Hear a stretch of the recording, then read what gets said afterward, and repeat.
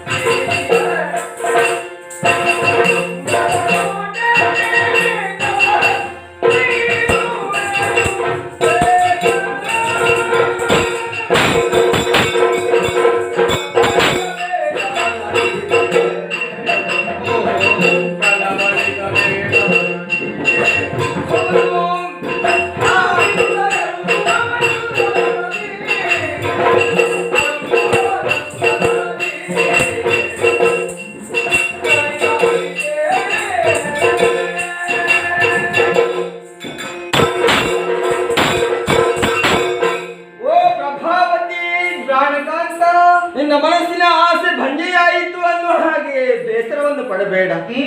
ನನ್ನ ಕರ್ತವ್ಯ ಇದು. ಸೊಂಟಗೆಯಲ್ಲಿ ತಲೆಮಾರಿಗಳನ್ನು ಬೀಳಿಟ್ಟುಕೊಂಡು ಧನುಷರಾಯವನ್ನು ಇರಿಸಿಕೊಂಡು ಹೊರಟು ನಿಂತದ್ದು ಸಮರಕ್ಕೆ ಅನ್ನೋದು ಸ್ಪಷ್ಟವಾಗಿದೆ. ಸರಿ, ಕಾರಣ ಉಂಟು. ಏನು? ಹಸ್ತಿನಾಪುರದಿಂದ ಯಜ್ಞಾಶ್ವವೊಂದು ನಮ್ಮ ಚಂಪಕಾವತಿಗೆ ಧಾವಿಸಿತ್ತು. ಅದರ ಹಣೆಯಲ್ಲಿ ಒಂದು ಲಿಖಿತವಿತ್ತು.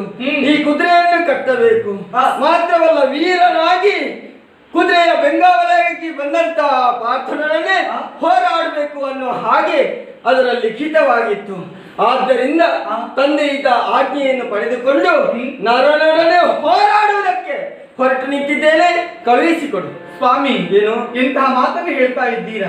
ಪಾಠದಲ್ಲಿ ಯುದ್ಧವೇ ಹೌದು. ಒಂದು ವೇಳೆ ನನ್ನ ನಾರಾಯಣನ ಜೊತೆಯಾಗಿ ಬಂದು ಅಂತಾದರೆ ಎಂತು ಗೆಲ್ಲಬಹುದು ಸ್ವಾಮಿ ನಿಮಗೆ? ಹೌದಪ್ಪ, ಹೇಳಿದ್ದು ಸತ್ಯ. ಸರಿ, ಆದರೆ ಅವರನ್ನು ಕೃಷ್ಣನ ಕೆಣಕುವ ಅಗತ್ಯ ನನಗಿಲ್ಲ. ಒಂದೇ ಒಂದು ಕಾರಣ, ಕೃಷ್ಣನ ದರ್ಶನ ನಮ್ಮ ಚಂಪಕಾಪುರಕ್ಕೆ ಆಗಬೇಕು. ಸರಿ, ಹಾಗಾಗಿ ಸೆಣಸುವೆ ನನ್ನ ಜೊತೆ.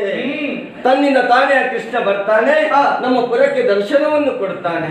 ಹಾಗಾಗಿ ನರನ್ನು ಹೋರಾಡ್ತೇನೆ. ಸರಿ, ಆ ಕೃಷ್ಣನ ದರ್ಶನ ನಿರೀಕ್ಷೆಯಲ್ಲಿರೋ ಹೋಗಿ ಬರ್ತೇನೆ ನಾನು. ಧನ್ಯೋಸ್ಮಿ. ಲೋಕಕ್ಕೆ ಕಲ್ಯಾಣವಾಗಲಿ.